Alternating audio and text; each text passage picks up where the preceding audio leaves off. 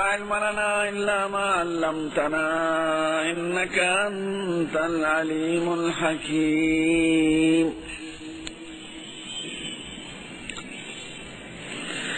نحمده ونستعينه ونستغفره ونؤمن به ونتوكل عليه ونعوذ بالله من شرور أنفسنا ومن سيئات أعمالنا. من يهده الله فلا مضل له ومن يضلله فلا هادي له. ونشهد أن لا إله إلا الله وحده لا شريك له. ونشهد أن سيدنا وسندنا وحبيبنا وشفيعنا ورحمتنا ومولانا محمدا عبده ورسوله. أما بعد فأعوذ بالله من الشيطان الرجيم. بسم الله الرحمن الرحيم. يا أيها الذين آمنوا كتب عليكم الصيام كما كتب على الذين من قبلكم لعلكم تتقون. أياما معدودات. فمن كان منكم مريضا أو على سفر فعدة من أيام أخر. وعلى الذين يطيقونه فدية طعام مسكين. فمن تطوع خيرا فهو خير له. وأن تصوموا خير لكم إن كنتم تعلمون. شهر رمضان الذي أنزل فيه القرآن هدى للناس وبينات من الهدى والفرقان. فمن شهد منكم الشهر فليصمه.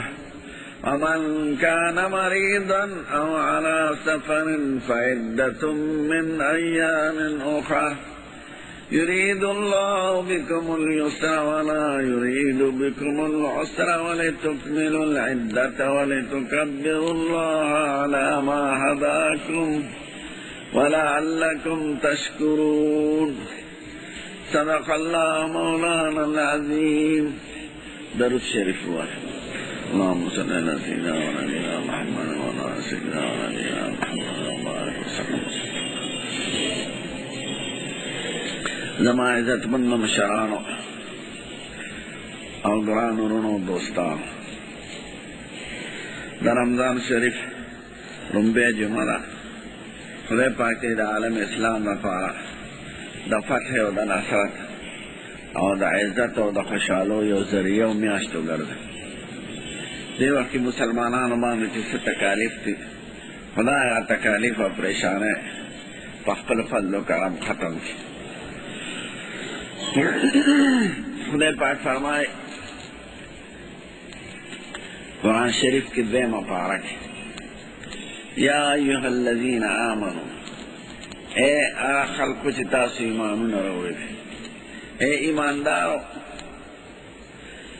کتب علیکم الصیام، فرض شوی دے، مقرر شوی دے، لکل شوی دے پتاسو رو جنیول، کما کتب علی الذین من قبلکم، لکه مقرر شو فرض شو لیکل شو په پخوانو خلقو، لعلکم تتقون، د دې دپاره چې تاسو کې تقوا راشي.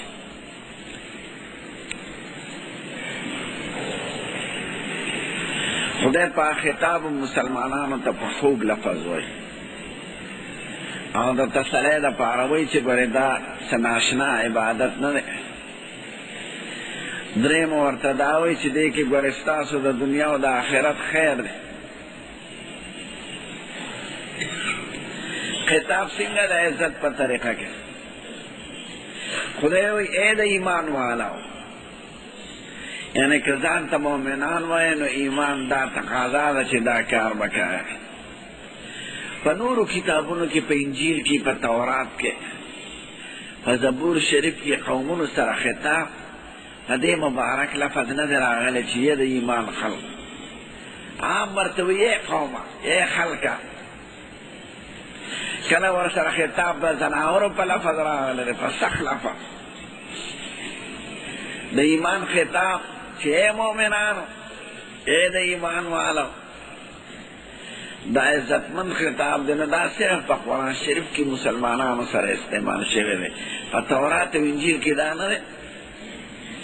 نو اول خدای پاک په ښکلې مبارک نومونو او القابو باندې یاد کړه چې اے د ایمان والو.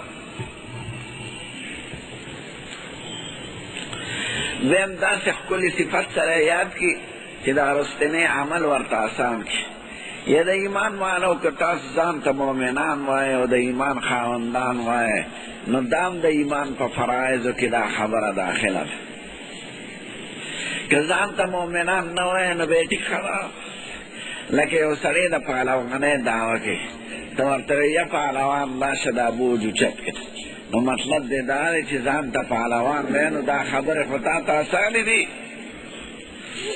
باعث ورته خدای یاد کړي. نو یا د ایمان والو که ځان ته د ایمان خاوندان وایې، نو د ایمان دا تقاضا ده. نو ما ورته وی دا ښکلی خطاب په لقب او په صفت سره مسلمانانو ته دا قرآن شریف کې یاد شوی دی. په نورو آسمانیو کتابونو کې دا خطاب نه دی راغلی د مؤمن په لفظ. قوم بني اسرائیل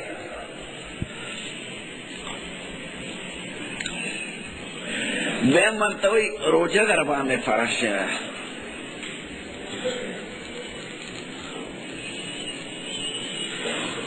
روژه د خوراک او د څښاک او د نزدېکت د ښځې نه ځان ساتلو ته وایي.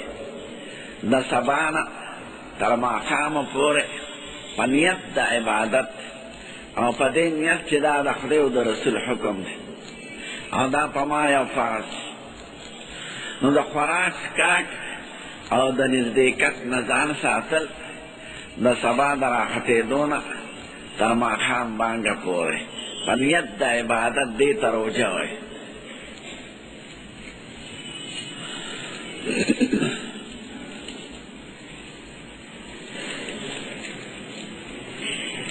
نو درو څیزونو سره تعلق شو، یو د وخت سره شو، یو د خوراک څښاک سره شو، او دریم د نیت سره شو. د هر یو مفصل مسائل لیک. نو روژه نیول په تاسو فرض دی لکه په پخوانو قومونو چې فرض شوی وه. نو دا ناشنا ونه ګڼئ چې یاره دا سخت کار دی، دا څوک کولی شي. په یو لاره باندې چې خلک تلي د پخوانه، نو هغې باندې تګ اسان دی. چې څومره آسماني کتابونه دي او څومره قومونه چې ځان ته د یو آسماني مذهب تابع وایي، هغه ټولو کې روژه راغلې ده. ځکه د خدای بیان دی. د آدم علیه السلام نه تر زموږ ښکلي پیغمبره پورې د روژې احکامات ټولو ملتونو او ټولو قومونو ته راغلي. دا ده چې تفصیل کې فرق دی. د چا روژه یو شان دی، د چا بل شان دی، د چا زیاته، د چا کمه، د چا یو میاشت، د چا بله میاشت مثلا. نو ناشنا عبادت نه دی، دا اشنا عبادت دی. یهود روژې نیسي، عیسایان مذهب کې روژه شته که چې هغوی مذهبونه خپل پرېښي دي، خو د مذهب په اعتبار په ټولو قومونو کې روژه راغله. د یهودو داسې هغې روژې ډېرې دي په یهودو کې، خو هغوی د روژې وجه کې ځان خپه ښه جامې اغوستی، مخې او شکل یې داسې تروشي، دې ته د خفګان یو عبادت وي. نو خاندي به نه، جامې به یې کمزورې اغوستې، وظرفه به یې داسې لکه غمجنه د سړي کله چې مړي شوي. زمونږ دین کې وایي نه، ښه خوشحاله اوسېږه، ښه ښکلې جامې واغونده، ښکلې ولامبه، عطر پورې که، رانجه پورې که. دا خو د خوشحالۍ عبادت دی، د غم نه دی. نه هغوی لکه د غم په شان کوي.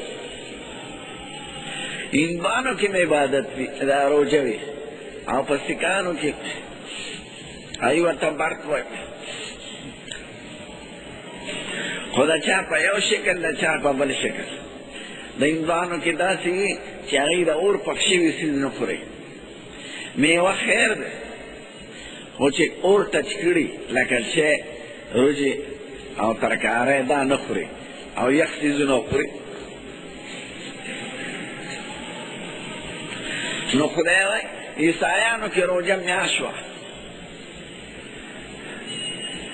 میاشت هم لکه زمونږ په شان بدلېده به کله به وړي چې کله ځینې کې نو بیا راغونډ شو د اتفاق یې وکړو د میاشت په ځای به یې څلوېښت کړو خو د سپرلي ورځې به کړو چې مونږ ته اسانه وي نو د مارچ نه تر 10 اپریله پورې د هغې سرکاري رسمي روژې اگر چې نیسي نه نو د میاشت نه یې 40 ورځې کړې خو ځان ته دا اساني راوشوه دین کې بدلېدلو اصل دینونه خو ټول حق دي الحمدلله او هر پیغمبر چې څه ویلي دي هغه ښکلې خبرې کړې دي او د هغې د حالاتو مناسب او د خدای د حکمتونو مطابق خو په خپل هغې کې داسې خلک پیدا شي چې هغه یې بدل کړي نو بیا خدای پاک زموږ آخري دین رالیږلی عیسایانو کې یو مشهور تیر شوی دی سینټ پال هغه ته وایي نو هغه بس د عیسایانو ډېرې خبرې بدلې کړې عیسی علیه السلام د خدای نیازبین پیغمبر دی او د لوی کتاب خاوند او رښتونی او د هر قسم انساني عیبونو نه پاک لکه نور پیغمبران چې الحمدلله او دا زموږ عقیده ده لکه خپل پیغمبر چې معصوم مبارک ښکلی ګڼو دغه شان هر پیغمبر مو ښکلی ګڼو ټیک ته درجاتو کې فرق دی د چا یو درجه یې د چا بلی خو په پیغمبرۍ کې خو ټول پیغمبران منو الحمدلله او ټول اسماني کې هغوی پکې بعضو طرف ته یو غلو کړه بعضو بل طرف ته نو دین نقشې بدلې کړې نو دا روژې ورته د 13 ورځو په ډېر 40 کړه خو سپرلی مقرر کړي چې موسم همیشه کړي نو روژه په هر قوم کې راغلې ده او دا یعنی کامیابه نام ده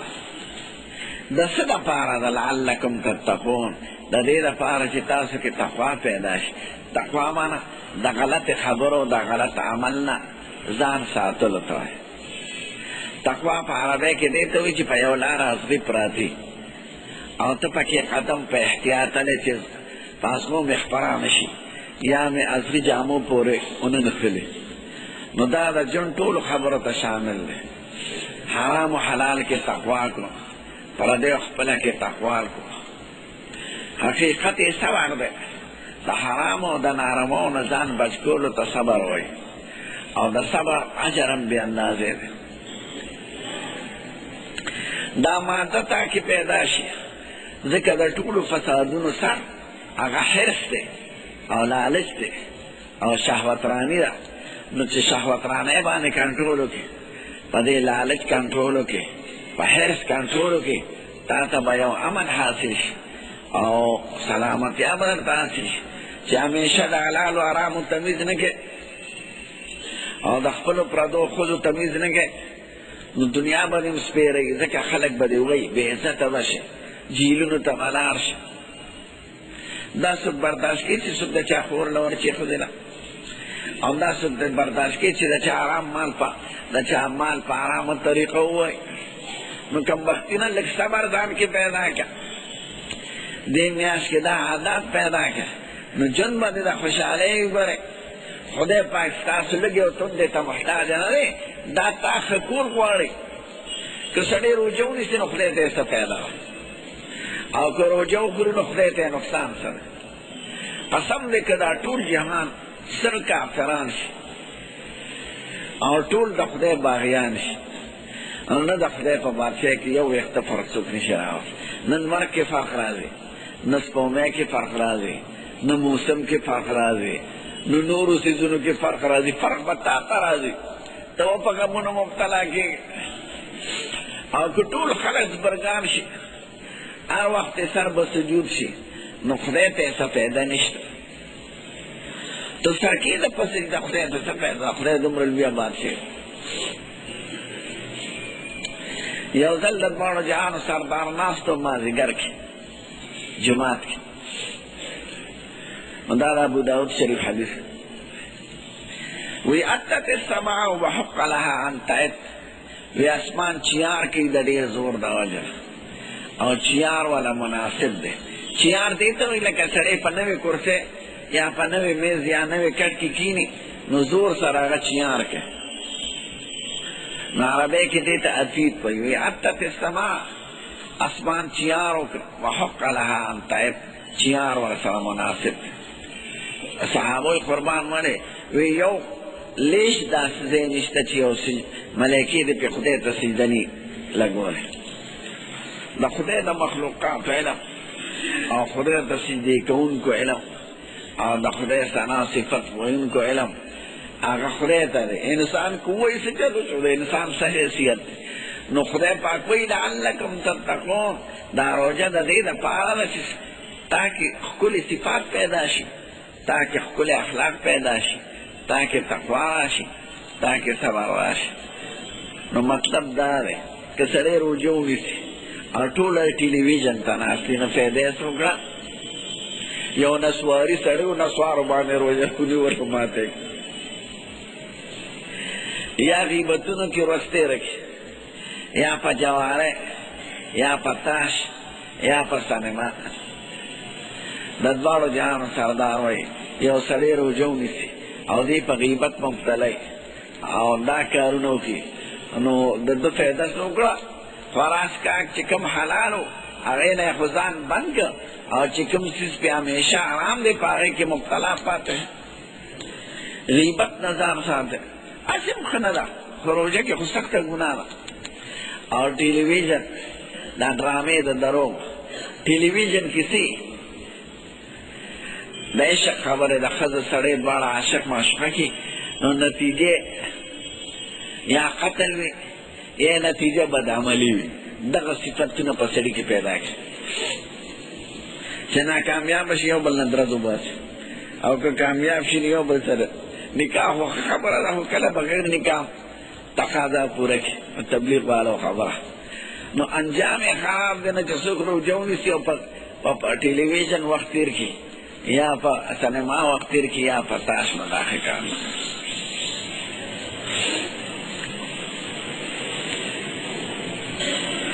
روژه په کومو څیزونو ماتېږي بعضې احکام ورته بیان کړه.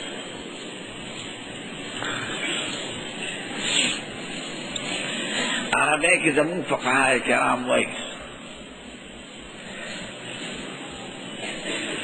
چې روژه ماتېږي په هغه څه چې دا درې قیده پکې راشي. وصول العین بواسطة المنفس الى جوف البطن او الدماغ. عین یو څیز ورسېږي اثر نه خپله شي ورسېږي د لارې په واسطه بغیر لارې نه خېټه ته یا د دماغ منځ ته.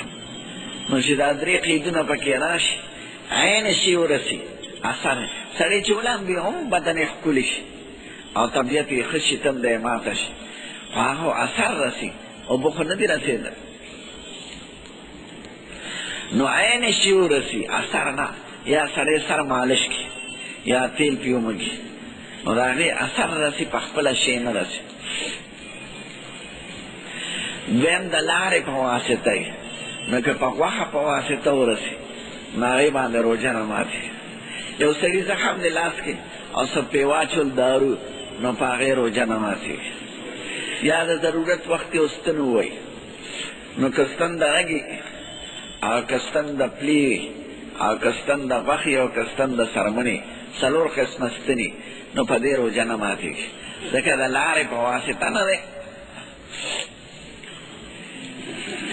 خو دا درته احتیاط دا دی چې بې ضرورته دې سړی ستن نه وایي او که کیدی شي نو د ماښام نه دی پس ووایي خو که بیماري ضرورت نو که ستن وایي په ستن روژه نه ماتېږي په دې څلورو واړو قسمو ستنو.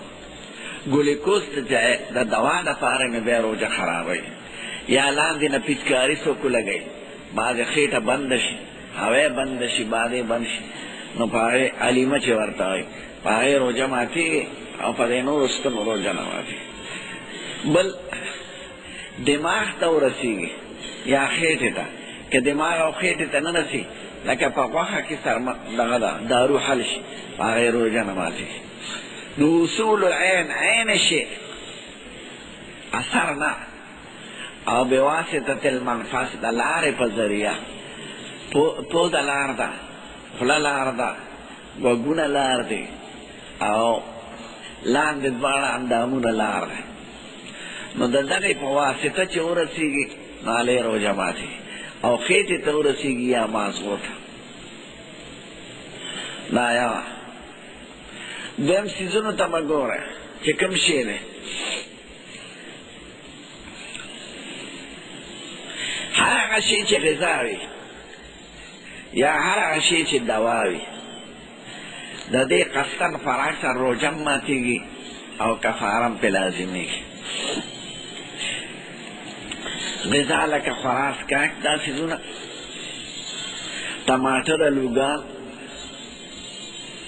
که غاښونو کې غذا نښتي لکه غوښه او د په ژبه باندې داسې تېره کړه نو که بار تېره وښکیني او اندازه داوی چې د چړې د اندازې نه کم شي نو خیر دی روژه نه ماتوي او که چڼه وه یا د چڼې په اندازه شي نو بیا روژه ماتوي او که د خولې نه یې بار ته پوټې راوکړه او بیا یې وخوړه نو بیا روژه ماتوي. نه که دننه خوله کې دننه ژبه واله او پوټې په ژبه راغی او تېرې که نو روژه پرې نه ماتوي. نو چې یا غذا وي هغې روژه ماتېږي. اوس که یو شی نه دوا ده او نه غذا ده لکه شیشې وخوړه یا اوسپنه وخوړه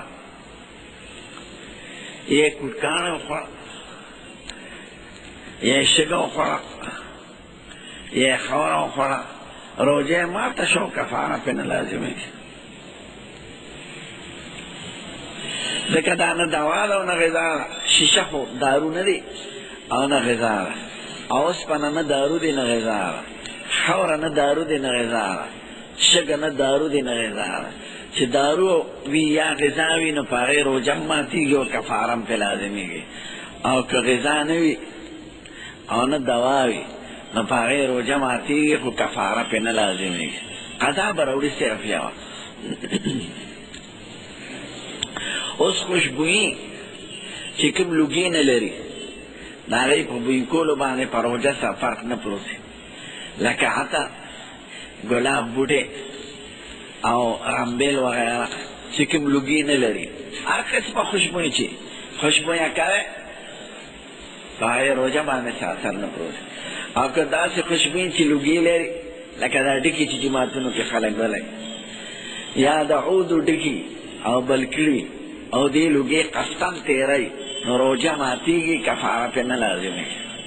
روجه ماتش ذکر لوگی نا غذا دا نا دوا دا روجه والا خراب نو قصدن لوگی راح کر اس پا سگرٹ روجه ماتیگی ذکر دا نشی دا پاره خلق استعماله او کفارم پکی لازمیگی.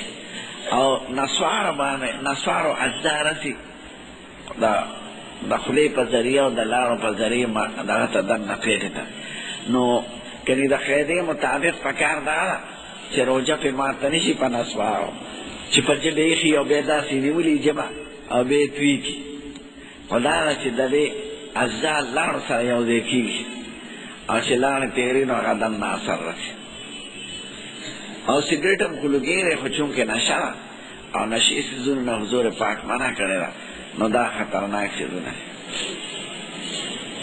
که سڑی روانی پخلکی مچلا بے اختیار پاگے سر روجہ نماتی سڑی پوزا راح کلا پا مرے یا پا پوزا او بلغا میں تیر کے نو پا دے پا روجہ سر نخلوسی یہ لار جمع کول خلکی او بے تیر کرے اگر چه قصدن دا کار خانده روجہ پہ نماتی کم وقت روجہ نیول سڑی پریدی نو خیر خدای ذکر کرده ده مرض او صفا خدای وی روجه خو یو سو ورځې دی خدای کې خدای د آساني راوښکې ده. فمن کان منکم مریضا، که تاسو څوک مریضان وي او علی سفر یا په سفر وي بالفعل فعدة من ایام اخر، هغه دې پوره کړي شمېر د نورو ورځو.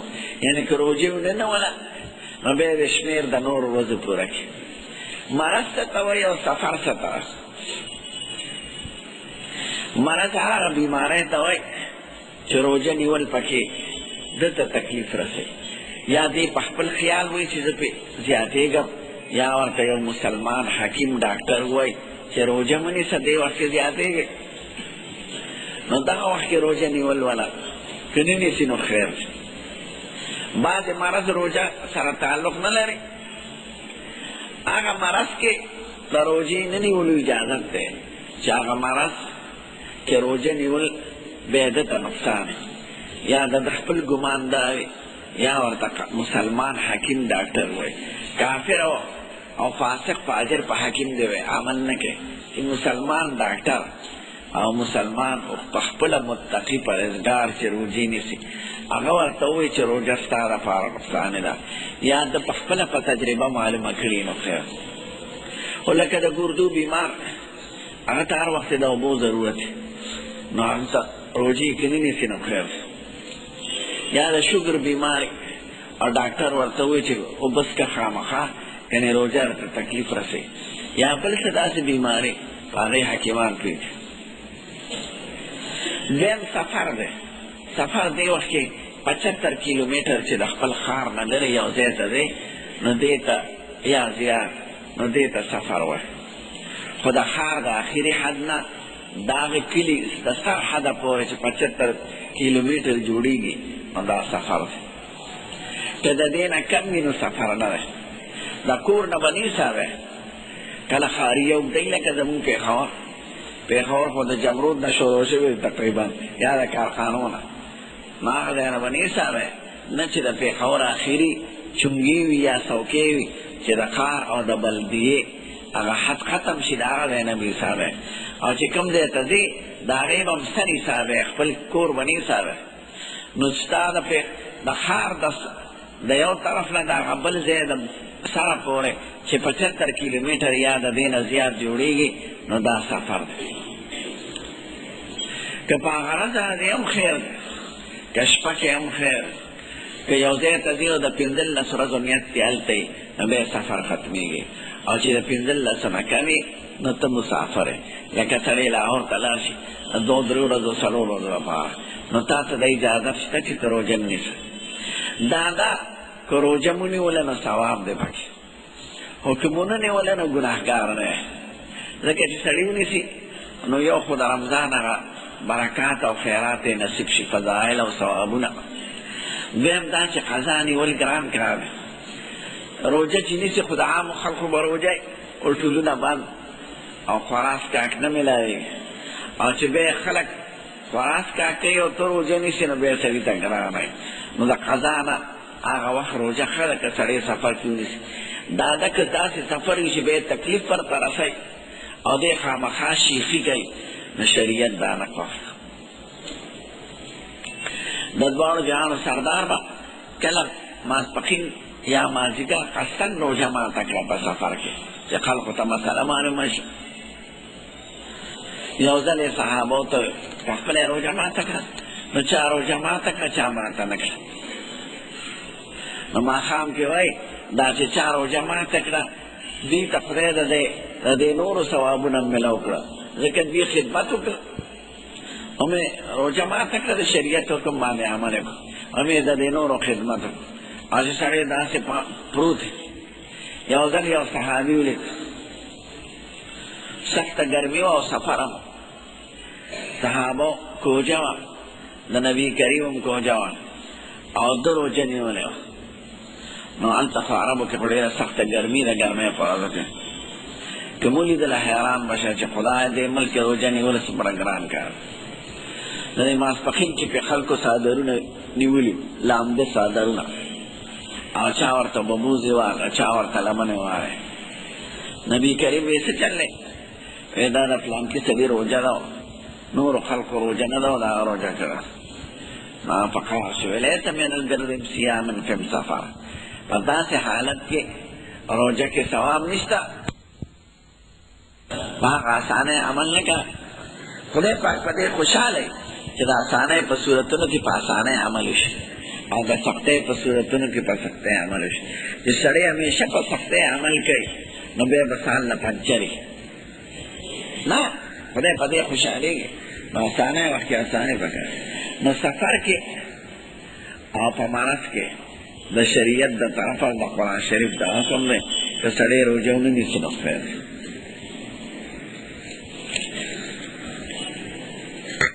چې حیض راشي د ښځې روژه یې ختم ده. حیض سره روژه نه کېږي او نفاس سره. حیض هغه ماهواري ده او نفاس د اولاد نفس بیماری سره وي. نو چې حیض راغی خوراک څښاک دې کوي، خو روژه دارو په مخ کې دی نه کوي. خوراک څښاک روان، روژه یې ختم.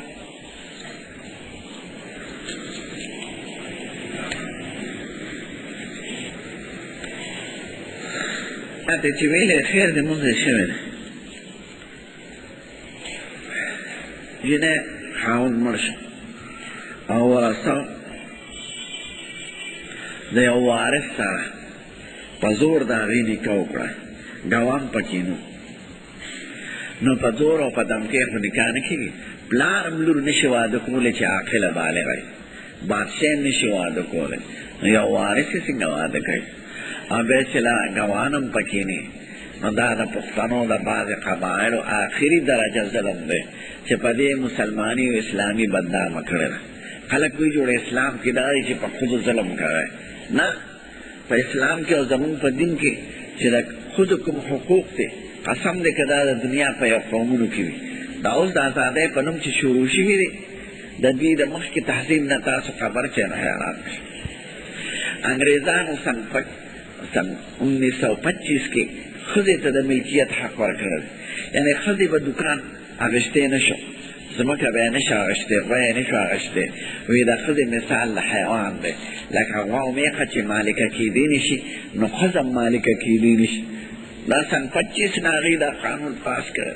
د دې نورو قومونو هندوانو کې اوس هم د ستی رواج دی چې خاوند مړ شي نو ښځه به هم ورسره سوځئ. حکومت منع کړی دی او قومونه یې کوي باندې هلته کې هندوان.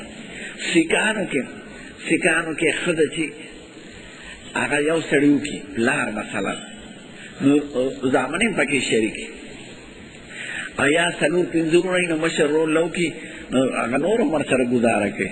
وایي د ښځې مثال په دا غوا دی چې چوله شله په هغې کې څه کمی راځي نو بیا په ترتیب داسې دویمه او درېیمه ښځه کوي.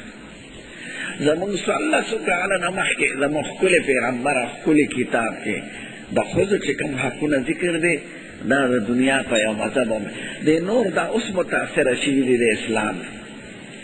نو چې څوک په ښځه ظلم کوي دا د قرآن سره زیاتې کوي، د حضور پاک تعلیم سره زیاتې کوي، اسلام سره زیاتې کوي، د آخري درجه جاهلان دي. نو دا نکاح نه ده شیخ، په زور نکاح نه کېږي. هفتې پر صحیح روژه د هفتې پر ده ښه مونږ چې څوک فیصله شوې ده همدغه صحیح ده. جمعه چې چا نیولې د هغې خپل کار دی خو د هفتې ورځ صحیح روژه وه د شریعت د قواعدو مطابق. کاف کې چې کوم جومات کې د جمعې لمونځ نه کېږي نو بل جومات له راتلی شي، لکه یو جومات کې د محلې جومات وي 15 وخته لمونځونه کېږي پکې او هغه پکې نه کېږي د جمعې لمونځ، نو جمعې لمانځه له راتلی شي بل جومات نو چې لمونځ وکړي نو بیا به ځي. او چې کوم ځای جمعې لمونځ کېږي پکار دا چې ملته کوي کې په دارو اچولو روژه ماتېږي او په انجکشن نه ماتېږي ځکه انجکشن لار نه ده او غوږ لاره ده. روژه پې ماته شه کفاره پکې نه راسي، یعنې یو قضا به نیسي بیا وروسته. رمضان شریف کې په شونډو باندې څه غوړي یا وسلنو مګل په دې څه اثر نه پرېږدي. کرانچې واچو، کرانجو اسان په مری کې راغی یا په لارو کې لکه دا ګولي خار چې خلک اچوي ګولي خار په لارو کې څرګندېږي نو په هغې روژه نه ماتېږي ځکه سترګه لار نه ده. روژه کې نه استعمالوئ، ځکه خوله کې چې وی د هغې اجزا کلاړو سره تېرېږي، لکه نسوار چې بند دي نو ټوټ پیس استعمال هم بند دی، روژه پې ماتېږي. د ښځې وی د روژې په ورځو کې ګولۍ استعمال کړي چې بیماري مې نه راځي، خیر دی، خو دا نه چې داسې علاج کول دا نقصان کوي ښځې ته اکثر. طبعي نظام بندوي، لکه سړی متیازې په زور بند کړي یا تقاضا په زور بند کړي او دسماتې، نو د هغې بل طرف ته نقصان راځي. نو چې کومې ښځې د حیض د بندولو لپاره ګولۍ استعمال کړي هغې باندې نورې بیمارۍ راځي، نو مې استعمالوي چې خدای رسول ثاني راوستې. زه وایم ښځې په روژو کې د سړو په نسبت زیاتې همتناکې دي، سړی قضا نشي نیوی او ښځې نیوی شي، نو داسې ګولۍ دی اگر چې شریعت کې پابندي نشته، که ګولۍ استعمال کړئ خیر دی، خو دا استعمال زه وایم نورې بیمارۍ پیدا کوي. یو طبعي نظام کې رکاوټ اچولی، لکه یو لښتي کې اوبه روانې ته پکې بند کړې، هغه اوبه به ضرور بل طرف ته لاړ. ډېرو ښځو باندې ګردنتوړ تبه راشي، چا باندې بله بیماري راشي، نو دا دارو دې نه استعمالوي. عام نه هسې صحت په اعتبار خلا. رمضان تراو کې بعضې خلک صورتونه وایي، دا په شریعت کې نشته، د امامانو د خپلو چندو دپاره او دغه دپاره یو صورت جوړ کړی. داسې چل به و چې دېرشتمه شپه چې وي که نه دا بله هفته د اختر شپه او دېرشتمه شپه یوویشتمه شپه اوویشتمه دی کې د لیلة القدر احتمال هم دی. یو عالم به ذکر شروع کړو یا بیا صورت شروع کړو، خلقو به اورېدل، نو بیا به یې وله چنده وکړو، نو هغه به جامې پې جوړه کړې، نو هغه په لاس په ګنډلو. نو دغه نه شروع شوي دي صورتونه، نه په احادیثو کې شته، نه په عمل له صحابو کې شته، نه په څلورو واړو مذهبو کې شته، نه د دنیا په نورو ملکونو کې شته، بغیر د پښتنو د دې زمونږ علاقو عربو کې نشته، نه څوک دا پېژني. نو که دا د حضور پاک ښکلي سنت وی او د صحابو عمل وی، نو پکار دا چې ټولو مسلمانانو کولې، لکه تراویح چې کوي، او تراویح د ټول امت عمل دی، او د صورتونو شپه کول دا په مختلفو کلو کې په مختلفو طریقو وي، څوک یو څه وایي، څوک بل څه وایي، څوک مټۍ راوړي، څوک شیرینۍ وړي، زمونږ طرف ته امام له چنده کوي. نو دا د چندو یو باره نور سنت نه دی، نه یې څه ثبوت شته په شرع کې.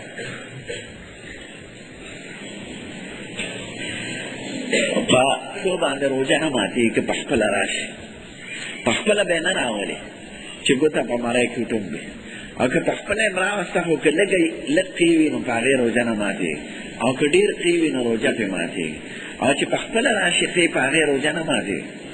دا بعضې خلکو ته د ګیس بیماري وي، نو د لوږې په وخت کې په هغه الټۍ لګي، او الټۍ سره سر خوږې پرې راځي سخت، نو مخکې نه د علاج وکړي، څه ګولۍ مولی دارو د استعمال کړي د شپې، او په الټو روژه نه ماتېږي. ښه نو فدیه پې نشته، فدیه به نه ورکوي، علاج دې وشي.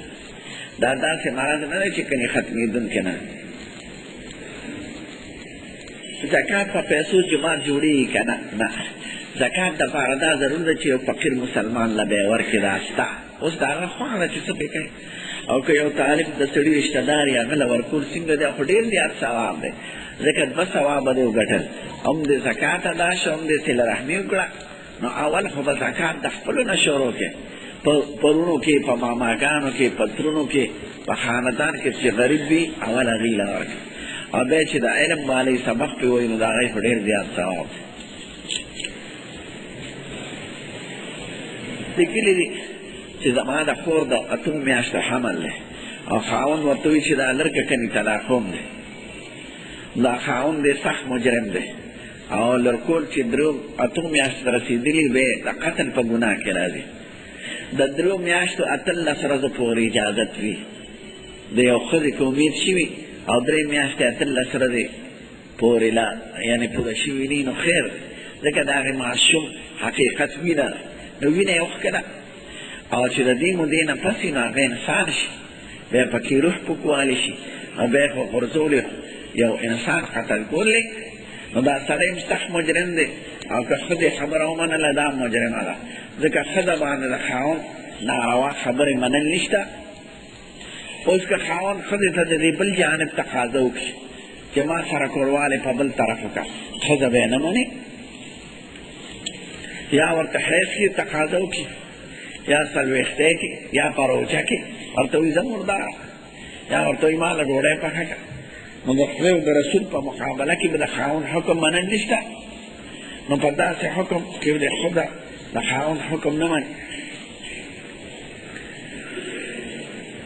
د زکات په پیسو مسکینانو له کپړې او د ضرورت څیزونه اخیستي، هغه اخیستی شي چې څه وله هلې هغه واله، بلکې د نقد روپو په نسبت یعنې لوټونو په نسبت دا اشیا زیات کړي. او که پوهېږي چې ضرورت یې ما ته نه دی معلوم، نو بیا یې والا پیسې ورکوئ، ځان له پې د ضرورت څیزونه واله. او چې تا ته ضرورت معلوم وي نو هغه کپړه والا واله، دانې والا واله، چای والا واله، ګوړه والا. بعض خلک تراونه پس نفل کوي، نفل بیا نه دی راغلی، څه پابندي نشته په نفلو کې شریعت په نظر کې. سړی ټوله شپه ولاړي خدای ته لاښه ده، خو دا بعضې خلک یو سنت شانتې ګڼي او دې خوا سلام وګرځوي د وترو نه پس زر 2 رکعاته ته ودرېږي. لکه دا تا ته چارې نو اوس وکړه نفل. بعضې خلک ته وترو نه پس مونځ نه دی راغلی، که سړی کوي نو 2 رکعاته په ناسته راغلی، هغه هم اتفاقا سلامه طریقه نه ده. نو بعضو خلکو دا رواج ګڼلي دا کمقل شیخان چې وتر سلام وګرځوي زر به 2 رکعاته ته پاسي. هلکه دا 2 رکعاته څه شی کوې؟ که نفل کوې خو وروسته وکړه که نه کور وکړه. نو چې وتر هم وکړه بس مونځ به بیا چې دغه نه راپاسې دغه پېشمني له هغه وخت کې 8 رکعاته مونځ وکړې سنت. نو متصل وترو پسې مونځ نه دی راغلی، وتر آخري مونځ دی. جماعت کې ختم وکړي شیرینې تقسیموي، نو که د خیرات په شکل تقسیموي ښه خبره، د قرآن شریف عزت وکړي، تقسیم وکړي، پې خلک راغلي مساکینو خوشحاله کړي، نو دې کې څه پابندي نشته. دا یو مالي صدقه ده، خو دا خامخا سنت ګڼل دا نه دي پکار. او که ویې که نه څه بدي پکې نشته. ګرباتی به بویې نه په روژه کې چې هغه پوزه کې دی او خوله کې قصدن لوګي راغلی، او که بې اختیاره لوګي درغله نو خیر. بیا د شونډو څه دغې لیکلي چپسټیک ورته وایي که څه شي، په شونډو باندې په دارو مګلو په روژه سره نه پروځي چې دننه مری ته دې نه ځي. په زور لوګي راښکل دا بند شي. دې لیکلي تاسو تپوس ته حاضر ته د رمضان کې ډوډۍ کور تیاره کړي او جومات ته راوړي، ټولو خلکو ته یې ورکړي. د دې حکم څه دی؟ دا خبره ده یا به پرې زه نه پوهېږم. د خوراک کاسه دا وګوره، دا ښه خبره ده، ډوډۍ کور تیاره کړي جومات ته یې راوړي.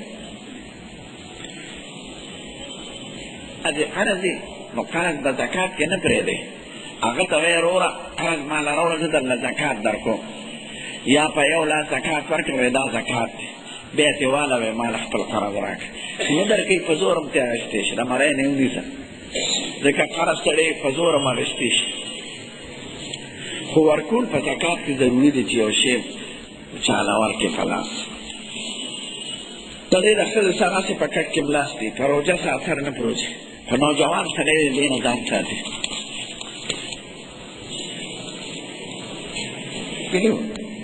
چې اسامه وصیت کړو چې ما مړ کړي، دا وصیت یې کړي دا غلط دی، ځکه د مرګ حق چاته نشته او په دې شهید کېږي نه، دا جرم دی. او کله خلک دروغ هم چاپ کوي یو بل پس، ځکه که دا سړي وصیت کړي چې ما مړ کړي دې باندې عمل نشته. یو سړی وي زه مړ شم ما په اور وسوځوی په دې عمل نشته.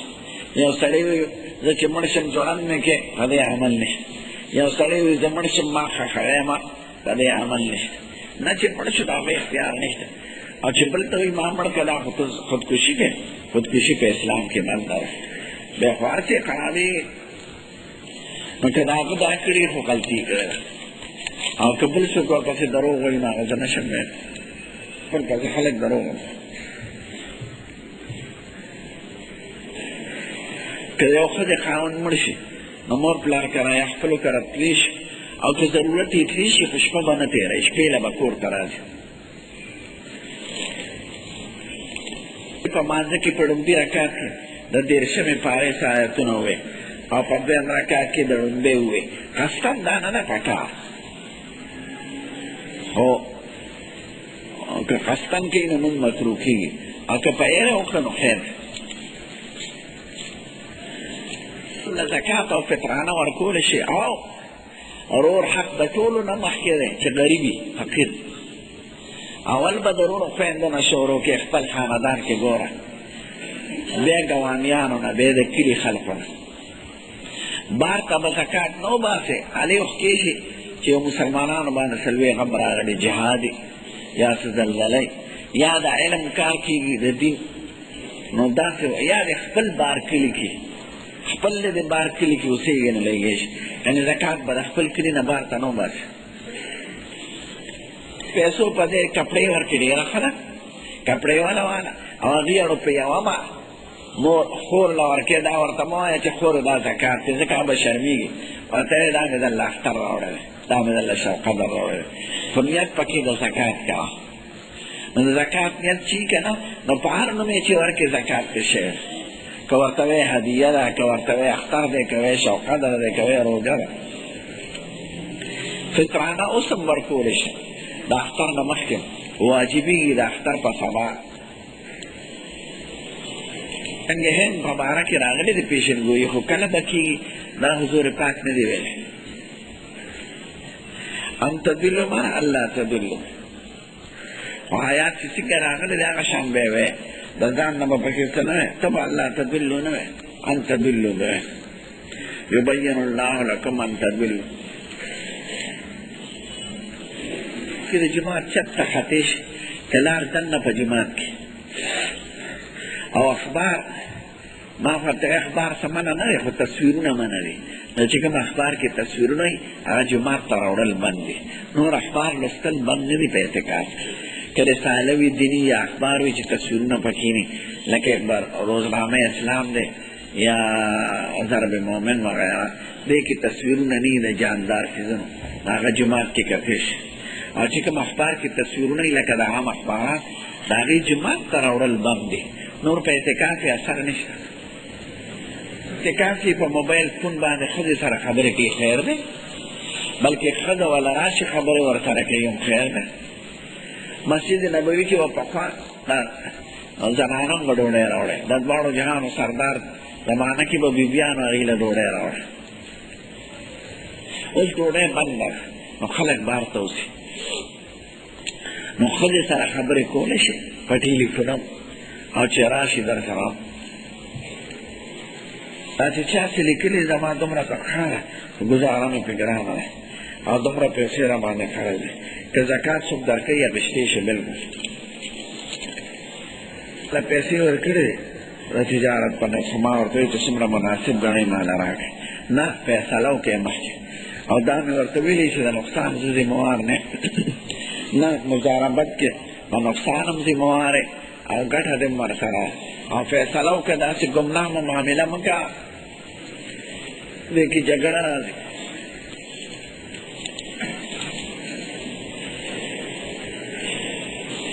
د غیر مسلم یعنی د مسلمان نه د هغه د لاس په آس کې هغه روا دی خو ذبیحې بنده ده اهل کتابو ذبیحه روا کړې د شریعت په قرآن شریف کې شپږمه پاره کې او د اهل کتابو نه علاوه لکه هندو وي یا سیک وي یا کمیونست وي نو د هغې د لاس ذبیحه بنده ده او باقي الوګان ساګ ټیپر مولی دا خو د هر چا روا دی که درله راوړي اخیستی شي او خوړلی کولی شي خو د حلال شوي څیز مه خوره که غوښه هغه په خپل کور کې حلاله کړي او که هم د بازار نه راوړي خپل حلالی نه کړی نو بیا خیر دی خوره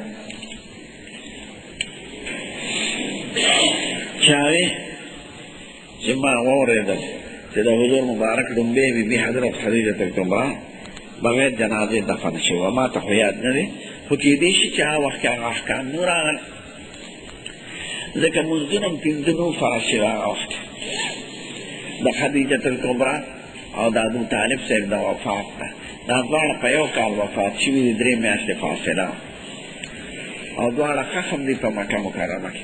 د هغې نه پس حضور پاک معراج ته تللی او د معراج په شپه کې لمونځونه فرض شوي دي. نو کېدای شي چې هغه وخت کې خو ما ته دا نه ده معلومه چې جنازه پرې شوې وه که نه وه شوې، په احادیثو کې ذکر نه ده راغلی، نو داسې معلومېږي چې هغه وخت کې جنازه فرض نه وه ځکه نه ده شوې. ډریور لاهور ته ځي راځي یا پینډۍ ته، نو دی مسافر دی، دی به په لاره د سفر مونځ کوي او روژه هم که نه نیسي نو ده ته اجازت شته. خو دا ده که د سبا نه پسې شروع د سفر کړي نو چې روژې نیت یې کړي هغه روژه دې نه ماتوي، بیا وله روژه پوره کول پکار دی. او که د شپې نه سفر کوي او نیت ونه کړي نو خیر دی، خو روژه نیول په دې ښه دي چې بیا وروسته قضا ورته ګرانه ده. روژه دې نیسي ثواب دی پکې او مونځ به قصر کوي. مانځه کې چې خپله پټه ساتلې ده نو قصدن دا عمل کول ښه نه دي، دا د یهودو عمل دی، هغوی په خپلو عباداتو کې د مانځه وخت کې خپله پټه کړي، نو حضور پاک د دې نه منع کړی دی.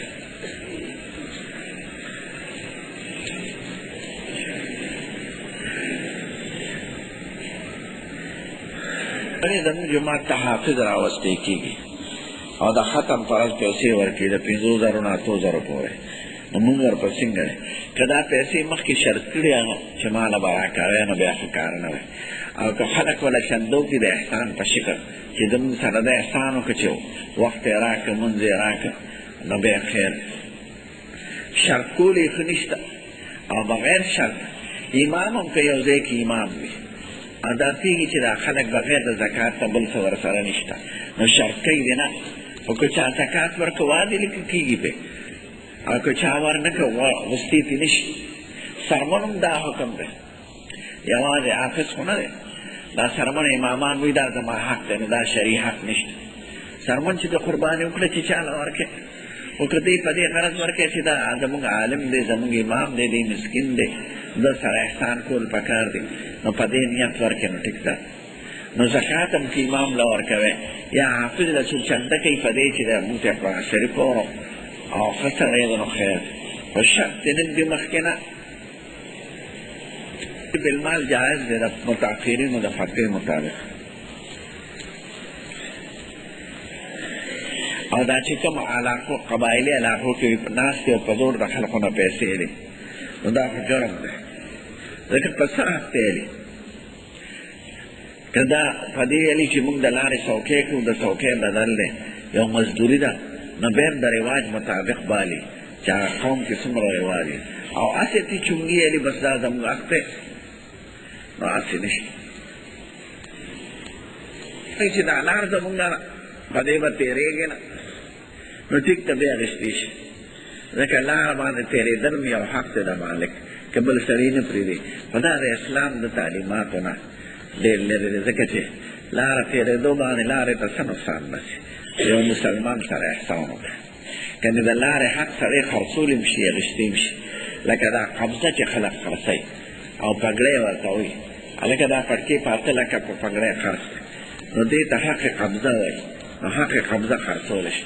ملک نیسته خو تا په اجاره اخیستی دی، دې زه بل نه ورکوم په 8 لکه پګړۍ، نو ملک د هغه ړومبي مالک یې ته قبضه خرڅه کړي نو قبضه خرڅېدی شي. نو که یو لاره داسې چې بل څوک پرې موږ نه پرېږدو چې څو پورې د موږ له د تېرېدو حق نه یې راکړی یو ګنجایش شته، خو دا خوند نه کوي. د اخلاقو د مسلمانانو نه دا نه دی چې یو مسافر په لاره تېرېږي او دې ته صرف په دې وجه پیسې لي چې دې زموږ په لاره تېر شي. او که هسې تیاري خو لا ظلم دی. نور واړه مذاهبه دا 4 فقهي نه دي، دا یو مذهب دی، دې ته اهل سنت والجماعت وایي. او دلیل یې دا دی چې د دې د 4 واړو امامانو کرامو رحمهم الله اقوال او خبرې د صحابو کرامو د رای نه بار نه دي، او د دې نورو ګمراهانو ډلې د صحابو د کرامو د رای نه بار دي. او صحابو کرامو کې په بعضو مسایلو کې خلاف او حضور پاک وی ټیک ته خیر.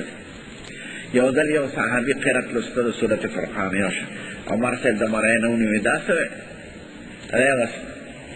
وسته مو خدا سي ذکرې دی بل شانوي تی پرېدا چا وی وایا هغه ته استادام سید د درام سید یو ځل حکم یو په جهاد کې پلان کې دی ته ولا مازیګر نه مخکې ځان مسای مازیګر مون باندې کوي بغیر د بني قریظه صحابه په منډه نو په لاره د مازیګر غرغرې دی نور په ډوبېدو نو چا وی مونږ وکړو ځکه ورنه نقل پروزي چاوی د دواړو جهانو سردار نه قربان شي هغه خو ویلي دي چې مازدیګر مونږ به بغیر د بني قریظه نه کوو مونږ به هلته کوو وی ډېره ښه نو چې راغله بیا حضور پاک راغی هغه ته وویې دواړو ټیک کړي دي نو بعض اختلافات په صحابو کرامو کې وو د هغې باندې حضور چې شکپوشي کړې ده نو دا څلور واړو مذاهبو د اختلاف دا فرقه بندي نه ده دا د صحابو لاره ده دې وجه نه د څلور واړو مذاهبو ته یوه ډله وایي دې ته اهل السنت والجماعت وایي سنت معنی د دواړو جهانو د سردار طریقه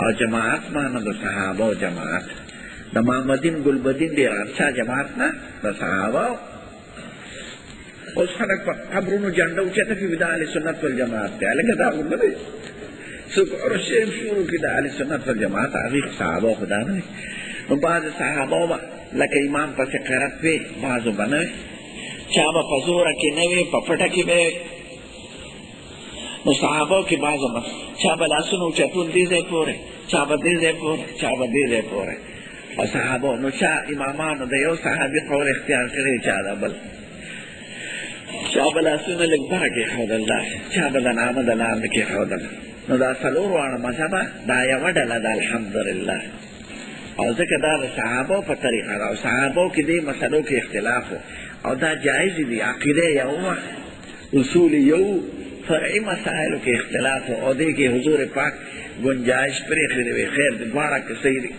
جګړې مه کوه او دا نورې ډلې چې دي لکه شیعګان خوارج دا د صحابو کرامو نه په عقیده کې او په ډېرو مسلو کې مخالف دي دغه خلاف په صحابو کې نو او د څلور واړو مذاهبو دا خبرې چې دي دا په خپله صحابو کرامو کې نو څلور واړو مذاهبه دا یوه ډله ده الحمدلله او دې ته اهل سنت والجماعت وایي نو که څوک دغه په تفریق کې داخلي نو دا د جهاد قمقل او خر دی دې د صحابو د ژوند نه خبر نه دی او نه د صحابو د عمل مور ته کتلو سره یو حجم د ثواب ملاوي دا خو ما ته نه دی معلوم هسې د مور پلار احترام راغلی دی او د حج ثواب راته نه دی معلوم درود شریف